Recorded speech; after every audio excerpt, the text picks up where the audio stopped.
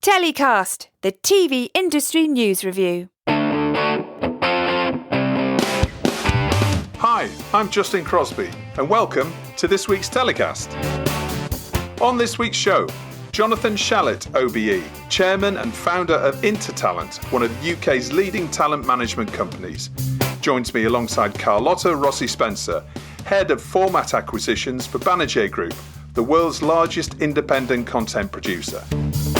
Peter White from Deadline joins us from Los Angeles under curfew as he updates us on the latest Hollywood TV news, and from productions with drones to countries marketing themselves as safe havens for TV production, and genres flourishing under lockdown. K7 Media's Girts Licis discusses the opportunities in TV brought about by distancing. It's all coming up in this week's Telecast.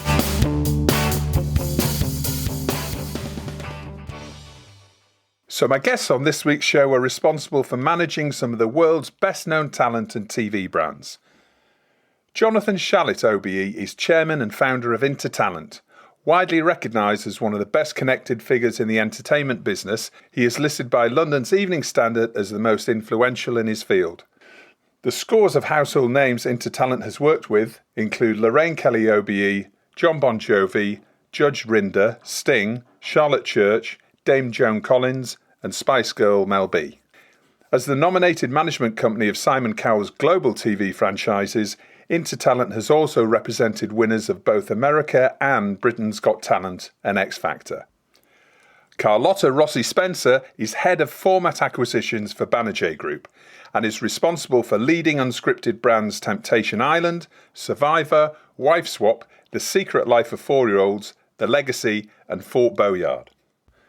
Working across the group's 16 territories, Carlotta acquires unscripted formats with global appeal for the company. Overseeing the process from industry analysis to negotiation and completion, she also seeks out external co-development and co-production opportunities. In leading operations in unscripted acquisitions, Carlotta also provides high-level consultancy to the group's production labels on the local rollout of all the formats they acquire. So welcome to the show, Jonathan Shalit, OBE, and Carlotta Rossi Spencer. How are you doing? Hello, Justin. Thank you. I'm very good, thank you. So Jonathan, coming to you first, we've spoken on Telecast at length about the current and future implications of the pandemic from a TV production and sales perspective. But what we haven't talked about is a vital area for TV, which is talent. Tell us how your business and the business of talent management has changed over the last couple of months. I think most people consider their business sector unique. The truth is, in a pandemic like this, every business sector becomes fairly similar in the challenges. So when you use the word talent, in truth, whilst we're dealing with individuals so that they have emotions and one has to support and give them care and understanding of their personal challenges they're in the same predicament as the rest of the economy. What they're offering isn't being bought because demand has gone. But that also applies to people who own restaurants, people who are selling movie tickets, people who have theme parks, people who have hotel rooms, people who've got airline tickets. The demand's gone. The difference, of course, for an individual is that most talent don't earn as much money as the country think. So therefore, they haven't got the same amount of savings. And they live very much on the work they get on an annual basis. So when they go into it, and they're used to not often having work for a few months, because that's the nature of being talent. But what they're not used to is having their careers decimated and work completely drying up without knowledge of knowing when more work will happen. And at the same time as the income stopping completely dead in its tracks in many people's cases, their outgoings, whether it be their families, their children, their partners, their mortgages, their financial commitments to their parents, whatever it might be, continues. So they're faced with both immense worry at home, but also immense worry as to when they can get back to pursuing the career they love. We talked about scripted, but it's also relevant for unscripted TV production as well. Productions delayed by 2 months, 3 months, 4 months, whatever that might be. Obviously, there's a huge amount of scrambling going on right now, particularly in the UK, but all over the world when it comes to getting back to TV production. A lot of this also is reliant on talent being available. Now, how do you prioritize what your talent does? Because it obviously has a huge knock-on effect for TV productions as well. Well, I think you've raised two issues there. The first is about TV productions being up and running, and the judgment for that is a question of a safe environment in which to work, which is no different than whether you can go to a restaurant or you can go back to an office or you can go into a shop. In terms of talent's availability, again, it's like any company who are selling a service or a product. There's only so much to go around. When anybody comes back into their marketplace, they're going to have a build-up of people wanting their business. And I think an acting talent is no different. When we come out of the pandemic, if there is a sort of, I guess, a pile-up of job opportunities at the same time, as you say, we'll have to prioritize. But equally, there are only so many studios available in the UK. So it's not like every single production can be up and running on the same day, because productions have also got to book studios, and film directors and television directors have also got to be available. So it's not going to be a question of the day the pandemic comes to an end, everything goes back to normal. So I think that'll actually be a journey we go on in terms of different opportunities coming online at a different time. Yeah. And presumably you have voiceover talent as well. And have they been pretty much able to carry on working?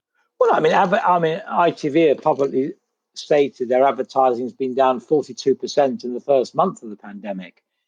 So that relates to voiceover work as well, in the sense that less money has been spent on advertising. So yes, whilst there has been some voiceover work, it's been very small at the moment. I mean, all advertising has been very limited. So I think voiceover work's been hit just as badly. So your first story this week concerns the importance of TV journalism. Talk us through that. I think what's happened, and I work closely with Good Morning Britain, representing both Susanna Reid and Lorraine Kelly. And there's been debate about the interviewing style of Good Morning Britain and the fact that various senior politicians have refused to come on because they don't like the kind of questions they're asked and don't think they've been treated fairly. I am totally dumbfounded that any senior politician would not want to go on one of the biggest television shows in England to communicate their message to the public. When I hear they can't cope and don't like the robust interview style of Piers Morgan in particular, Good Morning Britain has got two phenomenal interviewers, Piers Morgan, Susanna Reid. They both have very distinctive styles. Susanna Reid has been a very important news journalist for the BBC for many years before she came over to Good Morning Britain. And of course, Piers Morgan joined her. Piers Morgan is very robust, very forthright, and people kind of see him coming because he's straight at you. Susanna's a bit more, I guess, strategic. She starts off gently and then comes in with a killer blow. So actually, you've got two phenomenal interviews. And you've of course got lovely Lorraine Kelly, who everybody adores, wants to be their mother, sister, grandmother, aunt, sister, you name it, daughter, who appears incredibly gentle. But again, a lady steeped in experience in journalism. So between the three of them on Good Morning Britain, you've got a phenomenal interview team. And I think every government secretary of state and the prime minister should allow themselves to be interviewed with those three people. And absolutely, they'll ask questions those secretaries of state and the prime minister don't want to be asked. But in the absence of anybody else asking these questions and not holding the politicians to account, it now falls to journalists to be the government's opposition, which is not how it should be, because clearly the government's opposition should be the elected opposition. But the way our system's working at the moment, the elected opposition aren't getting an opportunity to be the opposition. So it falls to journalists, or journalists have become the opposition by circumstance. Well, it's going to be interesting to see how that one develops. I think you're right. I think, the public expects their politicians to be able to be held to account and appear on a pretty regular basis. So obviously great work being done at Good Morning Britain there. Carlotta, thanks for joining us. Great to have you on the show. So we were talking last week about the resumption of production on Temptation Island, which is obviously a Banijay show. Can you tell us a little more about plans to restart production on this and any of your other formats at the moment? Sure. Temptation Island is a great story to tell. There's a few territories that are currently working on it. It will come back between the end of this year, beginning of next year, depending on which territories. I will just give you a list of the ones that need to shoot between July and September, which are mainly Spain, Finland, Germany, Holland. And I am waiting to see what happens in the States because, of course, the States were ready to shoot in March. Right. As you can imagine, everything got stopped. But being ready to shoot in March meant they had the couples, they had the singles, they had everyone on board already. They're just waiting to see when they can go and shoot and in Maui, where they have been shooting the past 2 seasons. The other territories are all scheduling everything right now. The differences are where they're shooting. So very quickly, just to give you an example, Spain, which needs to start shooting around July, are probably going to the Dominican Republic, where we basically have a hub there. Right. The only reason why they still haven't left is only because of the flights. The rest is all good. Dominican Republic is clean in the sense of they have no cases. They have basically the virus is not present there anymore, and they've given the go for us to shoot. It's a matter of getting there. It should be okay. If it's not, of course, they do have a backup, and that will be in Spain. Okay. But they will shoot because that will air on Mediaset. It was an immense success the first season that aired, and it was at the end of January that it started airing, and it was great. The other shows are all probably being shot within Europe. So Germany will probably go to Croatia, so that you know, and the rest are ongoing. So I think it is a great story to tell, just because, yes, we went through a hard time, all of us. But Temptation Island is a great brand, and it is one of our top brands, as you can imagine, one of our top formats. Yeah. We're not going to change the nature of it. What is going to change, what is going to be the main concern is the security and the health. So we are implementing protocols in all the productions, and those protocols go from testing, continuous testing, so pre-testing and quarantine, and then continuous testing, having doctors on set, having precautions with the crews. The cast is in the same villa, the singles are in the same villa, so that doesn't really change anything because they're already in a very isolated place. They've all been quarantined together, right? The cast and the crew. Exactly. So, and the rest is Temptation Island, and that's what it's going to be. Yeah. Okay. So that's the biggest one. Of course, other shows have gone air in the meantime. Luckily, so we've had, for example, Wife Swap in Italy, which is doing really well. Beat the Star and ProSieben in Germany. The Free European Song Contest in Germany, which was great. It was the Right. the Euro Song Contest couldn't go on air, and then we did the Free European Song Contest, which was great. Yeah. So we did a few shows in the meantime. Well, that's amazing that you've remained so active. I mean, Yes. Obviously, a lot of the industry has been in pretty much complete shutdown. And I guess, without going into detail, but insurance obviously seems to be the real roadblock to lots of productions going ahead. So presumably, you haven't had those problems on Temptation Island and the other formats that you've been producing. Well, yes, it is, and you're right. It is a big part of what we do. I think what we have found is that we work closely with the broadcasters on that. So if the broadcasters are checking and saying, yes, we're doing the show and commissioning the show, that's when we work together on how to get that done in the best possible way. Yeah. And how to protect our production and the fact that they need to air. So it's a collaboration. Okay. All right. And obviously massively in the interest of these broadcasters, because I'm assuming Temptation Island for many of these is one of their biggest shows, as well as being your biggest brands as well. We've spoken on previous shows as well about the types of shows that are doing particularly well during this period of isolation for us all. And we've seen competition shows doing very well, and obviously reality competitions such as Temptation Island. I mean, going forward, has the pandemic changed the kind of formats that you're now looking for the next 6 months and year?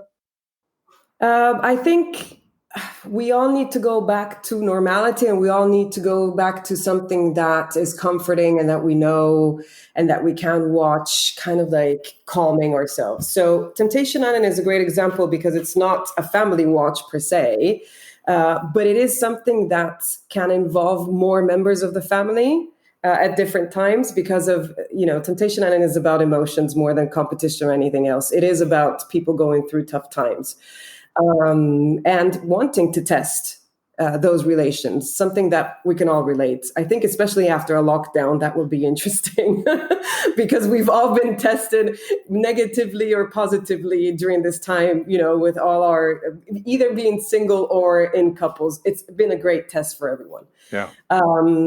So the things I am looking for are, the big entertainment shows that can bring, that's why you're referring to competition shows and reality, big competition shows. Those are fun.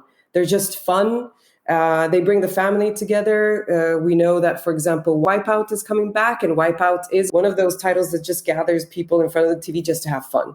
So I think it is about having fun, and it is about relaxing, and it's not about the big social issues. We've had those moments where we had to go through those formats that bring us, boom, straight to what's happening in reality and politics. And we're going to stay away, but that's a normal human reaction to what has happened. So, Carlotta, your first story is an interesting regional take on the streaming boom. Obviously, we've seen massive uptick in streaming adopted right across the board. You've got an interesting regional take on that. Sure. Yeah, of course. I mean, the worldwide streamers, we can have a whole talk and hours about talking about that. But I think what's interesting to watch and continue watching and study is what happens in the Nordics.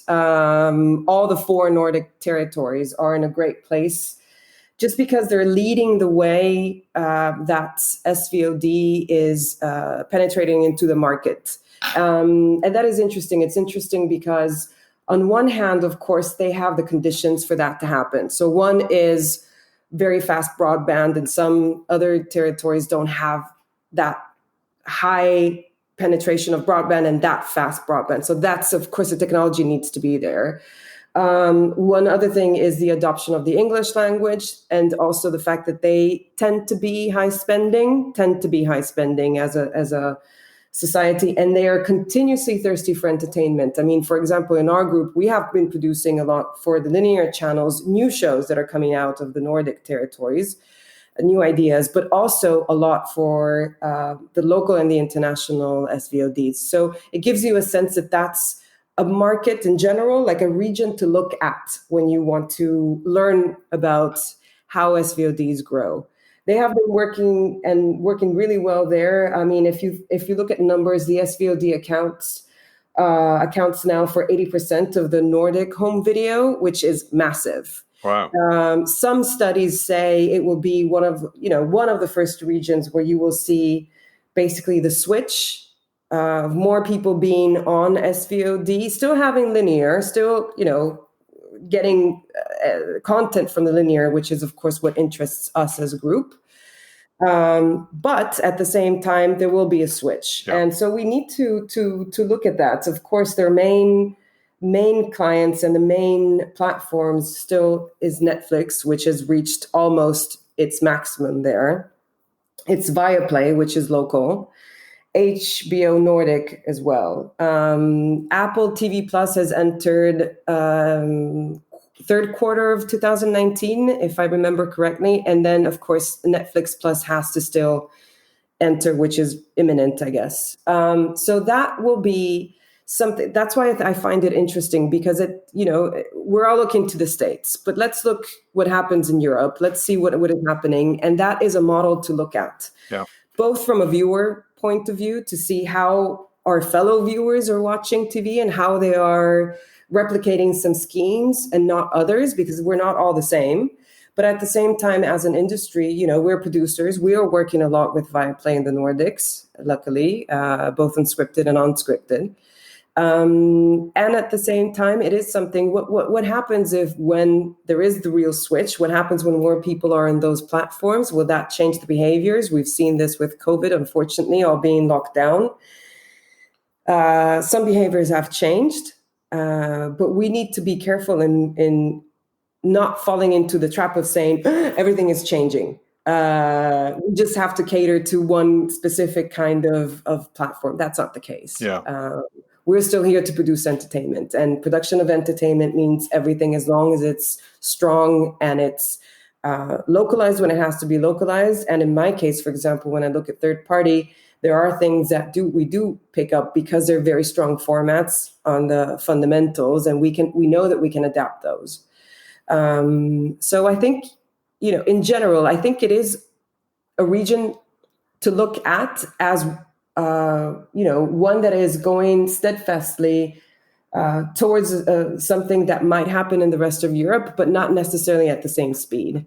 Yeah. Okay. Now that's really interesting, actually. Just looking at the Nordics as a trailblazer, if you like, to look at consumer behavior and trends. So Absolutely. it's not only consumption of content, there are obviously fantastic production companies all over the Nordics. We all know about Nordic Noir and the change that really affected over the past few years when it comes to the scripted industry. Exactly. Who would have thought 3-4 years ago we'd be watching Danish drama on linear TV in the UK, for example, and of course all over the world. And it's not only about Nordic Noir. There's going to be a whole load of new formats, both scripted and unscripted, coming out from those territories. So it's a market that we should definitely keep tabs on. So fantastic. Well, thank you for that. Jonathan, your second story concerns the tentative return of sport, cinema, theatres, public gatherings for entertainment.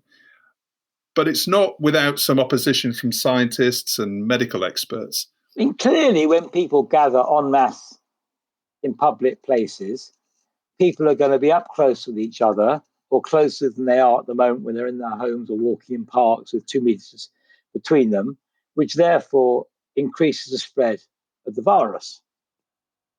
Now, the question is, what kind of country are we? Are we a country where central government controls our activities and what we do with a ruthless rod of iron? Are we a dictatorial, army-driven state where instruction comes to the top and you do what you're told? Or are we a free country where we make decisions as to what we do? I think we're a free country within reason, where we have to balance common sense, intelligence with government guidelines. Now, clearly, if we see a situation when people come back gathering publicly, illness gets more serious, the numbers go up, and suddenly the hospitals are starting to get too many people, the government has to come back with draconian measures. But unless people want to enjoy themselves, people need to get out. People need to get their emotions and their happiness back. People need to go out and spend money to have the economy operate. So not allowing people, and a great part of that is sport and entertainment of various kinds, and not allowing people to do that harms the welfare or the mental welfare of people, and also harms the economy, and also harms the marketplace. So I think there needs to be some leniency of people being, or some flexibility, being empowered to make the decision as they what they want to do. Now, equally, if these public places do open and you do have gatherings, staff, of course, have to go and work there. I think staff should have the right to say no without risking and losing their job. So equally, there has to be fairness. But if people want to go to a public place, whether it be staff, whether it be members of the public who enjoy the public place, they should be allowed to. If you want to go to a theatre and sit near someone you don't know and to watch a show, you should be allowed to make that decision. Yeah, and so you're advocating that loosening of regulations around public gatherings as soon as possible. I'm advocating freedom of choice without the people that have to work at those venues feeling they have to be there, they don't want to be there. I'm saying the infection rate is low enough that we haven't got the NHS overburdened. In the same, we have a flu virus every year in winter, and hospital admissions go up. So long as this is contained within that kind of structure, then I think we have to let people go out. And why? I'm not sure. I think there's a danger the government can over-interfere in people's lives. Yeah. Well, being devil's advocate for a second, I guess that what we've been told is that a second wave could be devastating, for the economy, even more so if it was a V-shaped comeback, which we're all hoping it will be, or whether it's going to be a U-shaped comeback, for example. What we don't want is a sort of a W over the next sort of 2-3 years, which could be even more catastrophic for business. So wouldn't it be better to lock down harder for as long as period as possible now, and then slowly bring in the sort of measures that you're talking about?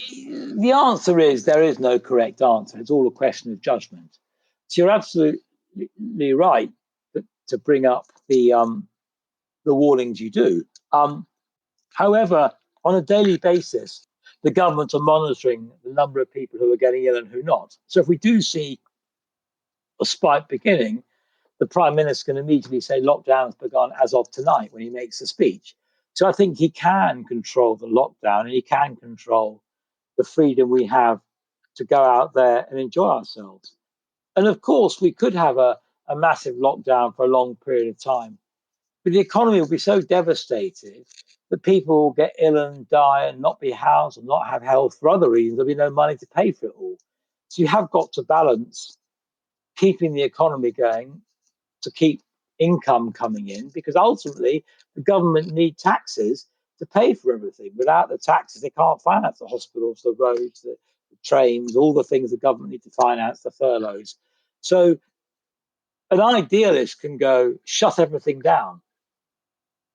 But apart from printing money by the zillionfold in a print factory, the government's also got to get the country to the future and get the economy up and running so the economy can in turn finance the needs. So I wouldn't want to be the Prime Minister right now. It's a very difficult situation. Yeah, it's an impossible job, isn't it? Well, let's just hope that recent gatherings and recent events, I think, a lot of people, I'm sensing, and this is just a personal viewpoint, that particularly after the Dominic Cummings scandal that we talked about in last week's show, there seems to be more of a willingness to people go out and kind of think, if it's okay for them, it's okay for me. And I think we're starting to see more and more people congregating in parks, particularly with the amazing weather we've been having. It seems to me that the lockdown is actually starting to crumble a little bit anyway. I certainly think you're right. Again, I certainly think when you look out when I go out walking in the park, people are clearly gathering in groups they weren't before, and people are clearly walking closer together and hugging and kissing each other and generally hanging out like they were before we had the pandemic.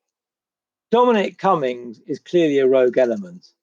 I don't think the whole country can go because one person may have been out of order. And I use the word may have been out of order because depending on what newspaper you read will dictate what your viewpoint is. Because last weekend, the Mail on Sunday were very supportive of Dominic Cummings and talked about how a lot of the accusations were false and were proven to be, and some of the people who made the accusations lied. I still think Dominic Cummings, didn't help himself. He should have apologized quicker for those he offended. But it's not clear if he broke the rules or not. It's a grey area.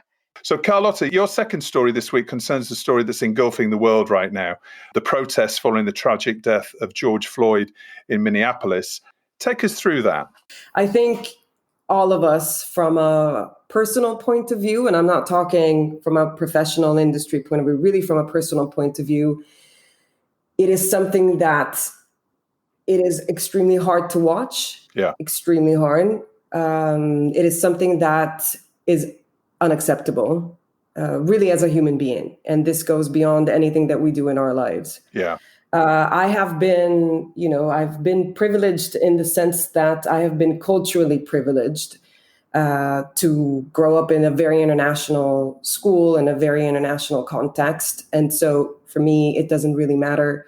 Nothing really matters. But I do realize, and it's not only about what is happening with Floyd. There was the other video about that woman in the park at Central Park walking the dog, who is supposedly privileged, has a good job, has been studying, went to university and stuff. So it doesn't really matter what kind of background you come from. I think now, for me, it is a human reaction that you should have, regardless.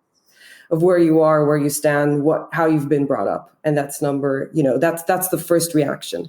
And that brings along a lot of other considerations, which is, what are we doing? How are we reacting? It's not just about saying, I am disgraced and this is unacceptable, but then we have to do something about it. So everyone in our little households needs to also, basically, even if you have kids, you have to talk to them about this and teach them.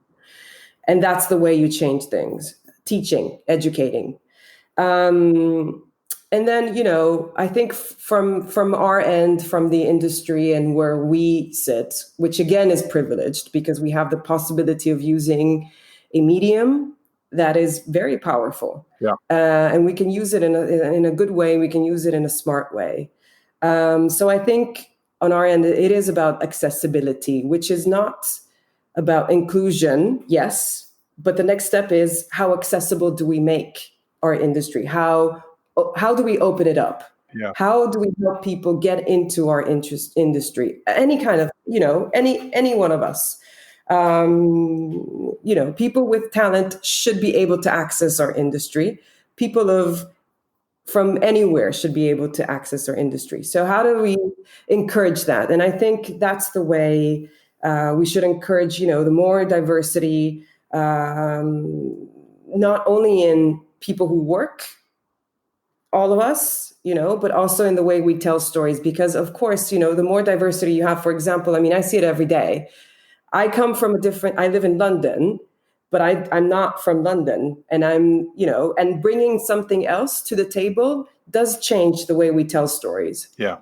So we see this. I think that is vital. We have a powerful tool, and we can use it. And using that in a good way will eventually educate and bring people to understand how important it is to talk about certain things. Yeah, absolutely. And speaking from a personal point of view, I started this podcast with the aim of trying to ensure it's as inclusive as possible from a diversity perspective. But finding people of colour in senior executive roles in the TV industry is hard, right? And it served to me as a stark reminder of how historically lacking in diversity TV has been. I think, it's wider than that. It's about getting more people involved and getting people that are not, it's just not just about the color of your skin, but it's about cultures, it's about the background, it's about where you have grown up and how you have grown up. And everybody has something that they can bring to a profession like ours. Yeah. And that's how we tell the stories of people that we are actually filming. Because if you don't understand that, you're never going to be able to tell the right story. So I think that's extremely important. Yeah, that's very true. And it's actually been quite encouraging from an industry perspective to see many domestic and international TV companies around the world pledging their commitment to improving the world and the industry we work in over the last couple of days. And I thought it was particularly striking to see many US companies pause operations under an initiative called Blackout Tuesday. And noticeably, Viacom's CBS's channels went dark for 8 minutes and 46 seconds, the time in which George Floyd was killed.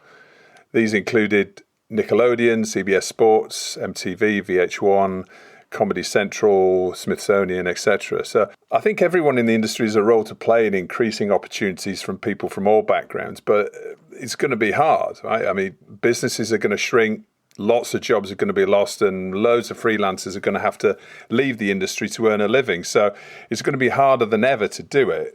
But I think we all have a responsibility to double down and ensure there are more opportunities for people who reflect society as a whole, yes, to get into the industry, both in front of and behind the camera. So now it's time to nominate your hero of the week and who you're going to be telling to get in the bin. Jonathan, who's your hero of the week? This week it's Elon Musk. Elon Musk has created this SpaceX project, which clearly is a love and passion. He's done it over 18 years, I read, and he's in his 40s. So he started this when he was in his late 20s or early 30s, but even then, remarkable. And the Crew Dragon capsule has now docked at the International Space Station with the NASA astronauts. NASA financed both him and Boeing to do this. He's done it quicker than Boeing. And you would have thought Boeing, being this extraordinary father of the aviation industry with many more years' experience than Elon Musk, would have been way ahead of in the line. But no, their first attempt to do this failed, and Elon Musk succeeded. And I think fantastic. Give us more Elon Musks. Yeah, quite extraordinary. And somebody who's got the vision to make humans an interplanetary species as one of their core goals in life is quite an extraordinary person. So good for Elon Musk. And Carlotta, who's your hero of the week? Yes, so it's hard sometimes because there's a lot of great people out there, and some of them you know about and some of them you don't, unfortunately. But of the ones that did get attention, the one that caught my attention, lately was 9-year-old Tobias Weller. And then Tobias is a hero because he raised money. He raised a lot of money. He started saying, I'll raise this bit, and I'll tell you at the end how much he has raised until now. He has autism and he has cerebral palsy, but this hasn't stopped him from completing a walking marathon completely on, for the only reason of raising money for the NHS. So he started and he said, I'll just raise 3,000 pounds. And now he's at more than 60,000 pounds, which is a great result. I think those are the people we need to look at. It's a little bit, he followed the greatest hero of these months, which was Captain Tom Moore, who we all know about, a 100-year-old war veteran who raised millions, literally millions. And he's a great guy. I see him every once in a while on Good Morning Britain in his interviews. He's phenomenal. And that's the spirit. I think that's the spirit of the heroes that we should be looking at. And it's not about celebs. It's not about Instagrammers. It's about people who are helping other people. And it's interesting, people from children right the way through to 100-year-old veterans. Exactly. It's anyone. Quite remarkable. And what I think is not about only words. It's not about just, yes, we're here and yes, we're helping you out. It's actions. Those are all the heroes. Yeah. Here. And Carlotta, who or what are you telling to get in the bin this week? So this is a struggle, and this is a lifetime struggle. But the what is ignorance for me, and it goes back to the what we talked about earlier, Justin, on the race issues and how people react and how many things we don't know. We continuously have to learn. So the approach in general should be to rid people and societies of ignorance, which is utopia. But it is an enemy. It is becoming an enemy. All violent reactions tend to come out of ignorance. And that is why I call it a villain, and that is why I put it in the bin. And again, I think education and educating, even through entertainment, which is what we are here for, is key. We can do a lot as individuals, of course, as individuals, as people. We can do a lot in the industry to help people understand better, certain things that are to be followed and why. So that is my general in life. Yeah. Putting in the bin something in that ignorance. Yeah. Who couldn't agree with what you're throwing in the bin, Carlotta, this week? And hopefully we can all play a little role in improving things in the months and years ahead. Hopefully, bit by bit. We started in the past, we will continue. And Jonathan, who or what are you telling to get in the bin? Well, without question, the person to get in the bin this week is the Minneapolis police officer who murdered George Floyd. Derek Chauvin. Well, hopefully Derek Chauvin will never see the light of day again. He's been charged with third-degree murder and manslaughter. and clearly has been fired. His wife is divorcing him. He's created havoc around the world, this police officer. There is no excuse for what he did to this black American. I find the stupidity of this white police officer extraordinary, in the sense that everybody knows everyone has cameras on their phones, so it's very easy to take pictures. So that this police officer would kneel on George Floyd's neck in front of other people to take pictures is even more mind-boggling. You'd be so stupid. But I can't imagine that when you're a trainee police officer, your senior police officers don't lecture you about how the way you treat members of the public. I've read that George Floyd was handcuffed, and yet this guy continued to kneel on him, have his knee on his neck when he was struggling. You just don't understand it as what a police officer was doing. He wasn't on his own, he had other police officers with him. So why weren't the other police officers saying to him, stop? I almost think the other police officers are partly responsible because their colleague was behaving in a contemptible manner, but they weren't stopping him. There's no signs on the video footage of the other three police officers moving in to stop their companions. I think all four are to blame. Now, clearly, there's one murderer there, but it is horrific. It is horrific. So, in answer to your question, this Derek Chauvin, ex-police officer, should be discarded forever. Yeah, quite right. And unfortunately, he joins a long line of other miscreants in American and police forces around the world that have also been responsible for some needless deaths. Jonathan, Carlotta, thank you so much for coming on the show this week. It's been fantastic to have you on the show. We've obviously talked about a lot of very, very serious issues, and hopefully there'll be brighter days ahead. Thank you again for your time, and hope to have you on the show again sometime in the future. Thank you very much. Thank you, Justin.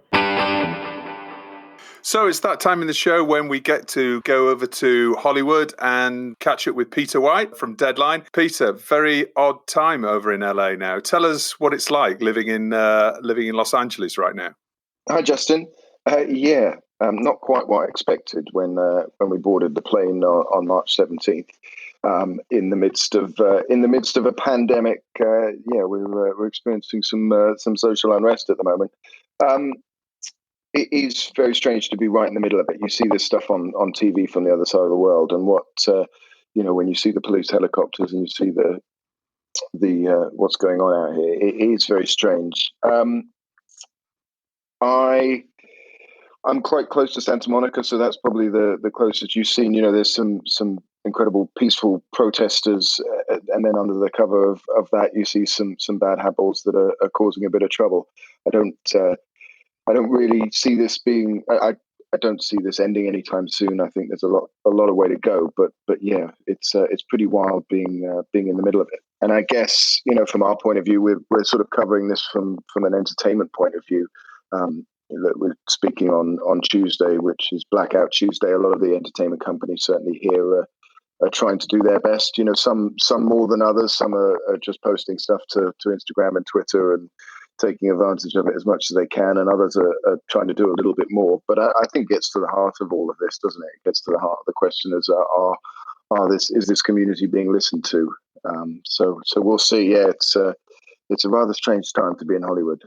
Yeah, absolutely. Well, we're all wishing you to stay safe over there. So just going on to the more regular industry news, if there is one in this current climate. But we've been talking the last few weeks about Hollywood reopening slightly. What's the latest on that? Don't you love that we're talking about some normality in terms of a global pandemic and how we come out of it in terms of production? That's where we are right now. Yeah, it's taken a while. I think, obviously the UK made some announcements over the weekend, and we're starting to get that here in the States. What we've had so far. So as I said, I'm speaking to you on Tuesday. We had a recommendations from a group which included the studios, which included the guilds, which included producers. You had companies like Disney, Netflix, and CBS. They made their recommendations, and what they've done is they've essentially put together a 22-page proposal, the sort of health and safety guidelines for returning, and they've sent them out to the governors, particularly in LA and New York. So a lot of this stuff is things you would expect. Slightly surprised there wasn't too much detail. There was obvious things like testing, which is a big thing, protective gear for people working on sets, and social distancing. There was a suggestion that virtual writers' rooms are going to stay for some time. They're saying if we can stop that, then that would be good. There was some question marks, obviously, over things like craft services, and it went into a quite detailed approach in terms of things like that. But I think on the whole, it was all stuff that you kind of expected, and we'll see what gets rolled out. We'll see what we're expecting Gavin Newsom to say something any day now. So that's it. And then there's a question as to what gets up and running first. There's particularly over here, you're seeing some individuals. You've got people like Tyler Perry who are doing things in Atlanta. I think Hollywood will start a little bit later than some other places, but it won't be too long before they'll be getting back out onto the sound stages. I know, speaking to a lot of non-scripted producers in the last week, that's probably going to be one of the first things that comes out, because you can do these shows in a way that perhaps scripted struggles a little bit more with. So we'll see what some of the big first shows are that will be coming back. All right. Your other story that you've highlighted this week is about another Brit who's made the trip to Hollywood. This is a far more positive story about Richard Bacon, who I'm sure all your listeners will remember from his Blue Peter days and some of the things that might have happened just after that. He's obviously reinvented himself in the UK. I know he does a lot of work on BBC Radio. But he's been out here, and he's been out here for some time. I think, he got ill a few years ago, but he's been back and forth. He hosted a show for Nat Geo called Explorer, and he did a bit of work for a syndicated show on Fox. But we broke a story this week that he's got an overall production deal with Universal Television's non-scripted studio, which is the company behind shows like World of Dance and The Wall and Songland, which I thought was really interesting. We see a lot of these overall deals going to the producers you'd expect, really, and Richard getting one of these, to essentially develop and produce ideas for NBC, but also for third-party broadcasters and streamers is interesting. And it just shows, that they do love the Brits out here, and that doesn't seem to be slowing down anytime soon. So I know he's got a couple of shows that he's working on, one in particular for NBC. Last year, he got a show away with ABC, which is called The Hustler, something that's outside of this deal. It's being made by Studio Lambert. It's a bit of a mystery game show with Craig Ferguson, who's one of the late night hosts, or was one of the late night hosts over here. So it'll be fascinating to see what he comes up with. And who'd have thought the British breakfast TV was such a gold mine. Unbelievable. So we'll see who's next. Yeah. We'll see if Gabby Roslin can get herself a first look. Yeah. Yeah, well, Richard Bacon's story in its own right is got to be worth a scripted series, I would have thought. But let's hope there's some more interesting chapters, and you'll keep us up to date with that. And Peter, you're under curfew now, right? Tell us the situation about literally moving around Los Angeles. Yeah, absolutely. So each different part of LA is under slightly different curfews. I'm closest to Santa Monica, so we are. As I speak to you now, it's a 2 p.m. curfew, which is a bit wild. Yesterday was a 5 o'clock curfew. The night before was an evening curfew. I think that was 8 p.m. So we're not really allowed out in the streets, and if they see us, they'll shoo us back in. It does make for a pretty strange day being sent home by 2 o'clock. But I guess in some ways, it wasn't like we were leaving the house much before. So no, we'll see. Look, I hope something good can come out of this, and I hope we see some change. But similarly, I hope things can get back to some sort of normal sense soon. Yeah, absolutely. Well, I think we're all can agree with that, and hopefully you're going to stay safe, and all your friends and colleagues out there are all going to be safe in this time, and we're keeping our fingers crossed that things calm down soon, and as you say, the right sort of change is affected. I'm not going anywhere, Justin, other than to speak to you and tell you what's going on out here. All right, fantastic. Well, every week there's something completely unexpected, Peter. So we're hanging on with bated breath until next week. I think we'll see the locust fly by probably in the next week or two. Yeah, okay. Well, you heard it here first. Peter, thanks as always. Stay safe, look after yourself, and we'll speak to you next week. Thanks, Justin. So it's time in the show for our weekly catch-up with K7 Media's Girts Licis. How are you, Girts? I'm very well, Justin. Actually, I can reveal a secret to you I have kept from you for 7 weeks. This is fantastic. Okay, we're all on the edge of our seats here. Yeah. What is the secret? What is the secret you're going to be revealing? My secret is that I'm locked up in my second home in Riga, not in London, as you probably thought I was. I did. Well, this is the miracle of modern technology that you can be from around everywhere. So we have people this week in LA, we have Riga, we have London, which is how it should be for an international TV industry podcast like this one. We are really global. Yeah, fantastic. Well, so this week we're going to be discussing the opportunities in TV brought about by distancing. Tell us about that. Yeah. All we hear around is, and I know I have mentioned it here on the podcast myself as well, that crisis is a time of opportunities. But obviously there must be many people out of jobs or on lengthy furloughs listening and thinking what you are talking about. You probably just wish to make us feel better, but it doesn't work anymore. I'm not going to be sold on this. So what I want to tell you about today is a few more practical examples from specific projects and genres to technologies and even countries as a whole, where and how the productions, or at least certain stages of productions, can be done safely and innovatively. I realize that there is no one-size-fits-all, of course, but if any of this could help reignite someone's brain to start generating productive ideas of their own to push the ball rolling again, that would be great, don't you think, Justin? Definitely. I mean, we all need positivity and inspiration right now. Well, exactly. Well, let's start with some production techniques. And once again, I have to talk about Belgium. As we all know, a lot of big shows have been interrupted midway due to pandemic.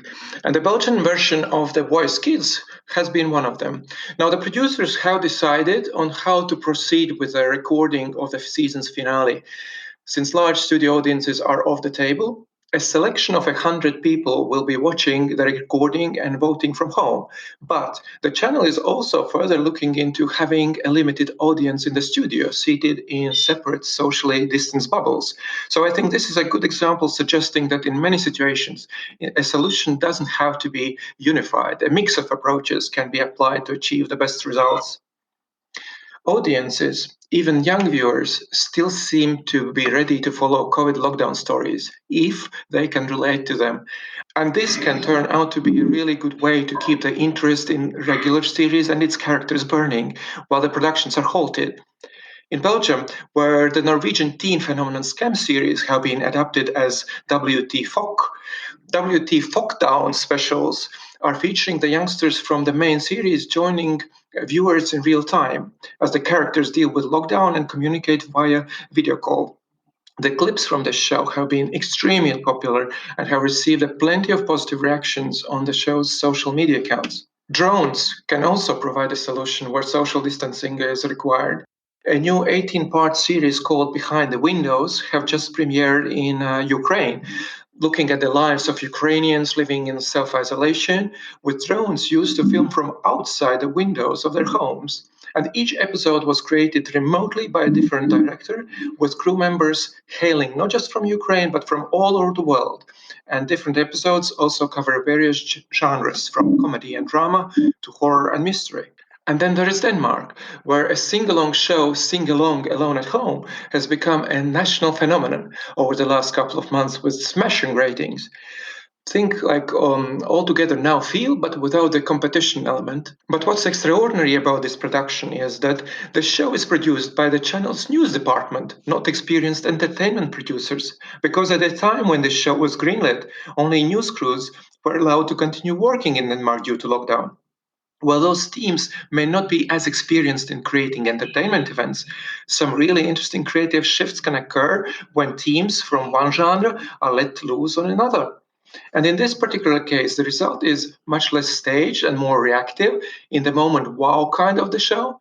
But what I particularly want to stress by this, if you are a producer and you don't see a chance to realize the ideas you have been working on so far at the time being, think out of the box. Don't be afraid to look into new genres or hybrid shows, which are becoming particularly popular in some territories like Korea, for instance, usually containing a little bit of talk mixed with variety and indoor, or with cooking, singing, playing, and a competition element. So there's some really interesting local solutions and examples there. Well, what about if we're looking at the wider world? Something which is impossible not to notice is that those countries which are among the first to come out of the lockdown are literally racing to offer their services to the rest of the world as safe production sites, as well as other production and post-production facilities, as they see it as a way to revive their local industry, first of all, of course. Iceland, Poland, Serbia, Hungary, Kazakhstan, Czech Republic, Australia, the list is becoming quite long already. And one particular example is New Zealand. The country has launched a campaign this week called Your Creative Business Can Happen Now, rolling it out in Australia, the US, Canada, Ireland, and the UK. So, in general, the English as first language speaking world, and targeting particularly small productions, not studios, and offering a world-class New Zealand production hub in quite specific sector to art directors still sitting in lockdown overseas with projects to finish, as New Zealand has a good legacy of visual effects, and they are not shy to put it themselves. We are the head, we don't need humans flying in, what we want from you are jobs coming in. There is also more and more talking about virtual production, and that in long term, with technologies advancing further, virtual production and physical production are going to merge in a way that it will be difficult to tell them apart. So basically, virtual production is the process of shooting film or TV within an environment generated by a video game engine without requiring a significant on-set presence. As a lot of virtual backlots have been already prepared for production of video games, they could potentially be transformed into all kinds of settings, redressed, relit, and used like a production set backdrop necessary. So, for instance, a sunset over Eiffel Tower could be filmed whenever, not just in the evening, and without sending actors and crews over to Paris. The crews in this process work remotely with the ability to control lighting and cameras. All this is taking place in real time and viewable live on screen or in 3D through a VR headset. Actors can be motion captured into scenes in real time as well, and directors can oversee filming as it happens, of course. Everything is shot on camera in the same way as with a physical production, making it very easy for adjustments and minimizing the need for extensive post-production. I think I've seen some examples of that when it comes to sporting arenas, football arenas, remade on the Unreal Engine, I think. Yes, absolutely. And also in some of the latest studio shows like Mandalorian, for instance. Animation is yet another genre which has remained at full capacity and the demand has even surged. It comes natural for animators, same as visual effects staff, to work in isolation, forming working groups all around the world. And the spread of the teams actually means that operations can go on 24/7 without interruption. For example, if story and visual development artists and editorials are based in US, but animators are settled in Europe or Asia, the notes can travel between the continents and get responded while the other side is not working. And then when they come back in the morning, they already get results and can move on. I think this is particularly valuable argument for involving production partners across the globe going forward and not only in animation projects. Voiceover recordings also aren't a problem. Most voiceover artists already have their own recording studio setups at home, and the biggest studios and streamers reportedly have sent personal recording studio kits to their voice actors, each with an iPad, a USB microphone, pop screen, microphone stand, and script stand. With TV production schedules now expected to take about 2 years to get back to full swing, it seems likely that a certain ratio of animation or computer generated component within a film project could even help to get a production commissioned, as those might be seen as less risky projects in case filming should stop again someday in the future. Well, there's some pretty bold predictions there, Girts. Well, if you recall, a few weeks ago we predicted that the channel-defining soaps will be among the first to be rushed back into production. And now it's been confirmed that the Coronation Street will resume filming in UK next week. And we also talked here on Telecast about not being too harsh on the future perspectives of ad-supported VODs. And at the beginning of this week, the numbers emerged from digital TV research, forecasting that AVOD's revenues are going to double within the next 5 years globally and even triple in the US. Well, you're becoming the Nostradamus of international TV. We just Well, that's well, as I say, I'm still waiting on the Container Cup. We're all behind that. We can't wait to see where that lands. Thanks as ever, Girts. Fantastic to have you on the show. Will you be from Riga again next week? Are you in lockdown in Riga? Kind of. Actually, the flights are resuming slowly. We are opening borders with, I think, almost all Schengen countries in EU, but we are not going to have direct flights back to UK anytime soon. But we can fly to Germany, to Scandinavia, to Paris, to Vienna, and so on. And are you open for production, TV production over there? Yes, we are. All right. Life is pretty normal. Well, we'll see things coming back to normal some point soon, all around the world. But as you say, that's quite sobering thought that some TV productions are going to take 2 years to get back into full swing. Again, many of these solutions that you're suggesting, we'll keep our eyes open for those and look forward to hearing more from you next week. Thank you. Take care. Thanks, Girts. Well, that's about it for this week's show. Thanks as always for listening. Don't forget to share the show with friends and colleagues on social media. Keep the messages and suggestions coming in, and feel free to connect with me on LinkedIn. We'll be back with another show next week. So in the meantime, stay safe.